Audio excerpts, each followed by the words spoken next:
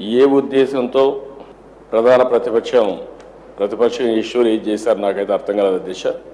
వాళ్ళు ఇచ్చినటువంటి లెక్కలు కూడా చూస్తే 19 అనడం, ఆ నుంచి 13కు తగ్గించడం, ఆ 13 వారి పేపర్లో రాసుకున్న లెక్కల ప్రకారం నేను ప్రమాణ స్వీకారం చేయకమునిపై 7 జరిగాయి, ఎలక్షన్ల ముందే 1 జరిగాయి, తర్వాత 6 జరిగితే అందులో నేచురల్ సహజ మరణాలు ఉన్నాయి, యాక్సిడెంట్ జరిగింది ఉంది. ఇలాంటివన్నీ తీసుకొచ్చి ఒక సభనే కాకుండా ప్రజల్ని తప్పుదారి పట్టించాలనే ఉద్దేశంతోనే ఈ కార్యక్రమం చేశారని భావిస్తున్నా. ఏది జరిగినా ఈ ప్రభుత్వం ఎవరిని ఉపేక్షించే సమస్య లేదు. కొంతమంది ఏమైనా పనిగట్టుకొని పెట్టుబడులు లేకుండా రానియకుండా చేద్దామని, అది కూడా జరగదు, జరగనీయం. లా అండ్ ఆర్డర్ మెయింటైన్ చేసి తీరుతాం, దాంట్లో అనుమానమే అవసరం లేదు.